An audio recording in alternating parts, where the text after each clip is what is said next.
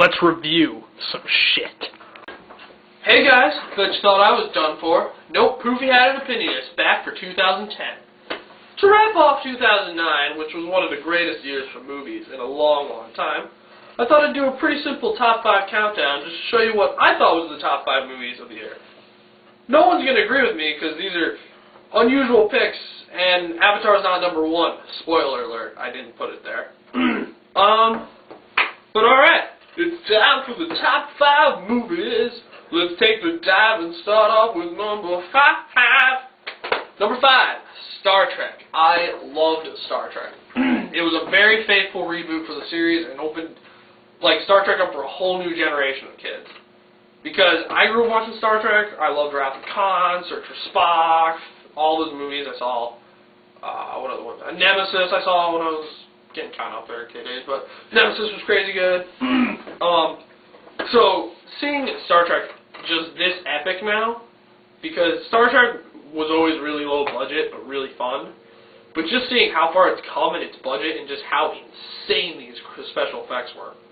And it was good to just see an origin story for them, because I don't think the origin's really been fully addressed. I mean, it's been referenced, like in Wrath of Khan, they reference how he cheated on the tests and stuff.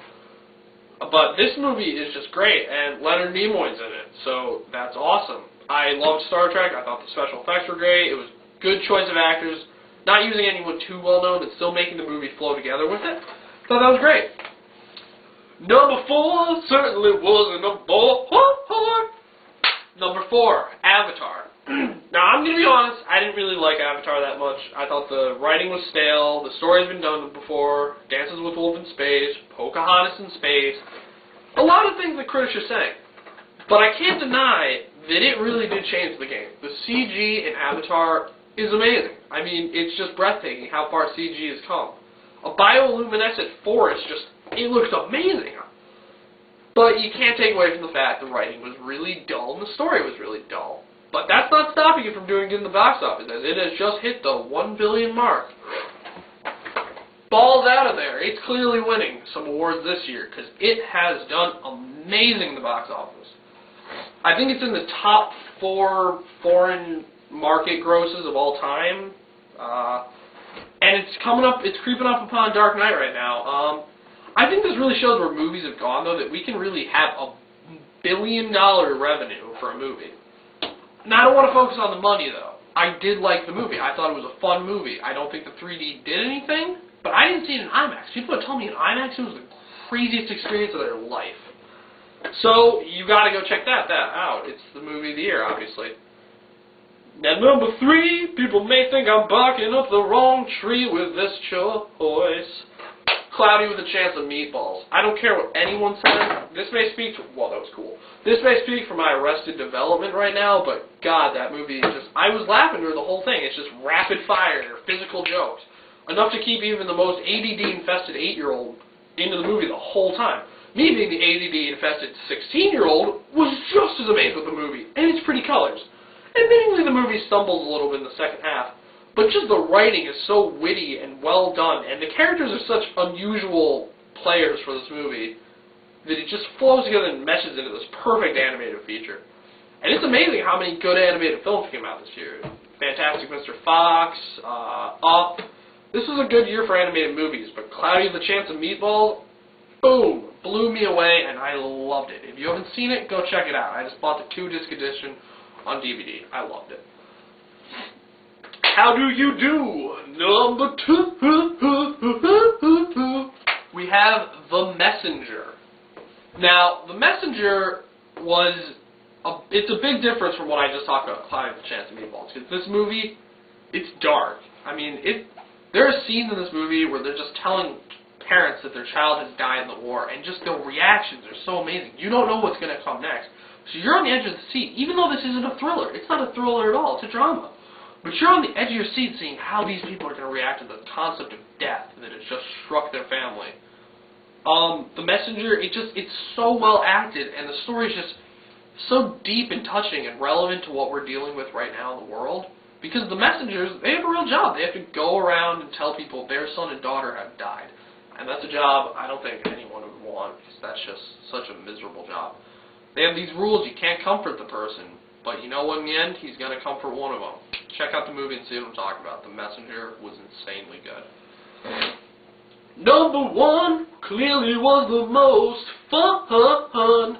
Okay, that didn't really rhyme, but I ran out of rhymes, and I'm not very good at rhyming as it is. I'm white. The number one movie of 2009. Roll. District 9.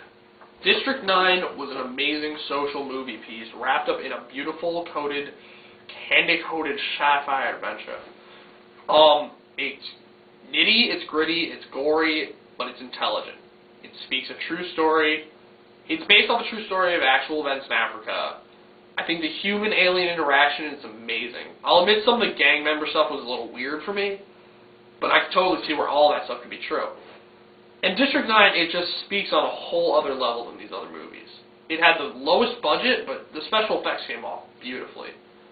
And me and a friend were talking about it, actually, a couple days ago. And he brought up the ending. And when I thought about it, I'm like, I don't know, I didn't really like that ending. But then he brought up it. We started talking about it. I'm just like, you're right, that ending was so cool, how they incorporate the fact that he is an alien now. And 3 years later, he's coming back. I think that this movie, I'd want to see a sequel to it, because I really thought that just the plot flowed so well. And it was realistic. It was a every other word's fuck kind of movie. You know, those movies where the guy's always like, fuck, man, what are you fucking doing? Fuck, man, what the fuck? Fuck. He says that every other line, but that's realistic. If you were put in his position, you'd hear me say fuck fucking lie. So I thought District 9 was an amazing piece of cinema, and really was the end-all be-all for a movie this year. I don't expect any of these movies to really, except maybe Avatar, to take Picture of the Year, but I expect to see a lot of them nominated. Maybe not Cloud of the Chance of Meatballs, and I don't know, Star Trek's kind of waning a bit in people's mind right now, but I sense that all these will be nominated for Picture of the Year. With the new 10 options for Picture of the Year award, I don't know who's going to win. I have no idea who's going to win anything, actually. But 2009 was an amazing year for cinema, and there's so much you missed. There is so little I even covered, because I started late in the game, but so many amazing movies came out. There were classic indie movies. I watched an indie movie a couple days ago, which was phenomenal. I can't think of the name of it right now, and I apologize. I'll leave it in the comments if anyone's interested. But 2009 was an awesome year. 2010's off to a great start. Last night I saw Daybreakers. It's getting mixed reactions from people, but I thought that Daybreakers was a phenomenal movie, and I look forward to reviewing it later, next week probably, because I'm only doing one of these a week. I'm sorry for kind of abandoning people here with a little, 3-week hiatus, but 2010 is the year the Poopy Hat Opinionist. Tell your friends, it's going to be hard.